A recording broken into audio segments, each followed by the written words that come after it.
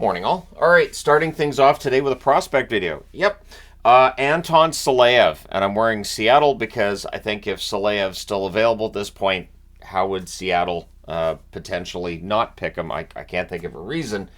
He's a hulking defensive defenseman. The kind of defensive defenseman that most teams would love to have, which is why on certain mock drafts he goes as high as second. So he is seen as like being a shutdown defenseman in the National Hockey League at some point. The fact he's 6'7" in his draft year, it helps. 200 centimeters tall, 207 pounds, 94 kilos. He's huge. Now, his numbers, not as huge. Last year for Torpedo in the NHL, 41 games, 2 goals, 6 assists, 8 points. This year playing at the KHL level, again, Torpedo, 63 games, 3 goals, 8 assists, 11 points. And so not a lot of offensive numbers there, keeping in mind that since he's younger, he's not going to get as much ice time as some of the other defensemen in the KHL.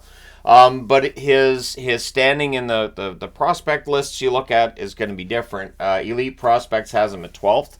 Hockey Prospect has him at 5th. Bob McKenzie has him at 2nd, and Sportsnet has him 4th. So it really is kind of all over the place, but he is a big defenseman, very, very good, and he moves very well. So not only is he big, but he's a very good skater.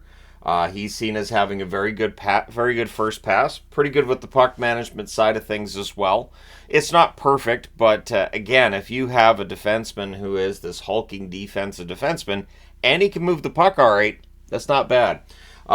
Pretty perfect skating form. They say he has an explosive stride. I've seen comparisons to Nikita Zadorov. Although it sounds like he's a better skater than Zadorov, but he's going to probably throw a lot of hits. He's going to be pretty tough to get around. And again, just how tall he is going to make it pretty hard for GMs to pass him over.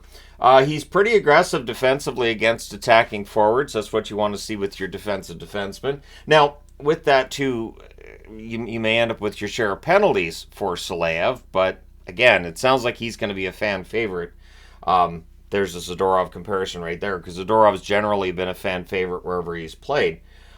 He's likely to be better at defense than offense in the NHL. It's not that the offensive tools aren't there, it's just that that's not considered to be his game. So while other defensemen in this draft class that are pretty high up will be seen as, potentially first or second unit power play defensemen, Silayev is more likely to be the penalty kill defenseman, the guy who's shutting everything down. So he could be a top pairing two-way or shutdown defender.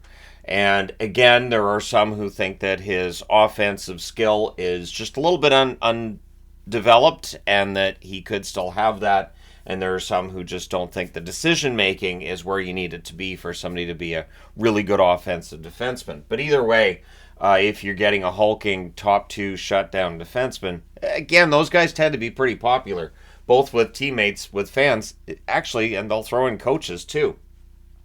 Skating, it really helps to cover up for any mistakes he makes offensively. So he's one of those defensemen that if he does commit a turnover, he will come back and bail himself out, which is really important, right? You can point to some defensemen in the NHL that have been able to do that, and if you can do that well enough, then the defensive mistakes or the offensive mistakes that lead to some defensive play doesn't necessarily get as much attention from fans or from media, outside of just the mention of, he turned it over and then he went back and got it back, so it's fine. So Silayev's likely going to be one of those defensemen.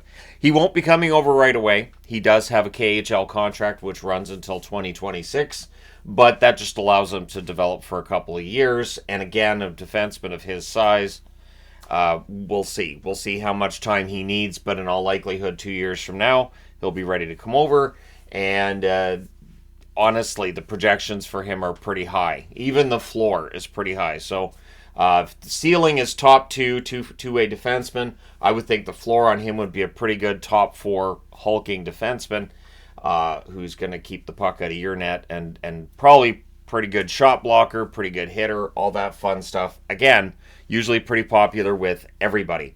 So let me know your thoughts in the comment section below. Where do you think Silayev goes? Don't forget to hit like and subscribe if you haven't done so already. Thank you guys so much for all your support. I will talk to you again soon.